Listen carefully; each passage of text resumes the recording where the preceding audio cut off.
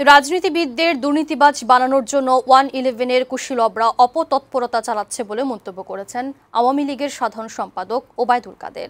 তিনি বলেন, অসৎ ব্যবসায়ী ও দুর্নীতির বিরুদ্ধে সরকারের নীতি জিরো টলারেন্স অব্যাহত থাকবে।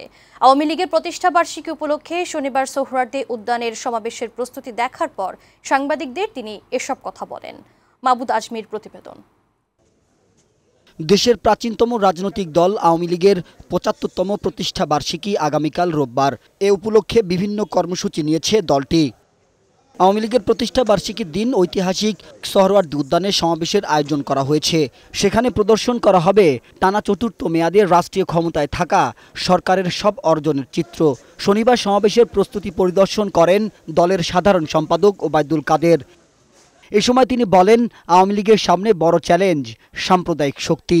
সাম্প্রদায়িকতা বিজয়ের পথে, সুসংগত করার পথে অন্তরায় হয়ে আছে। এ সাম্প্রদায়িক জঙ্গিবাদী শক্তিকে পরাজিত করা, পরাভূত করা আমাদের বিজয়কে সুসংগত করবে। আওয়ামী লীগের রাজনীতি মানুষের জন্য। প্রতিষ্ঠা বার্ষিকীতে দলের পক্ষ থেকে সেই বার্তায় দেওয়া হবে বলে জানান তিনি।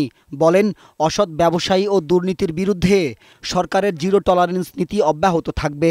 এদেশ স্বাধীন করেছে পলিটিশিয়ানরা, এদেশের উন্নয়ন করছে পলিটিশিয়ানরা। সেই পলিটিশিয়ানদেরকে করাপ্ট বানাবার এবং এই পলিটিশিয়ানরা ব্যর্থ এটা প্রমাণ করার জন্য এক শ্রেণীর লোক আজকে বাংলাদেশে তৎপরতা চালাচ্ছে। আমরা সেটা বুঝি, তার বিরুদ্ধে আমরাও প্রস্তুত। ওবায়দুল কাদের বলেন, দেশের উন্নয়নে আওয়ামী লীগের কোনো বিকল্প নেই।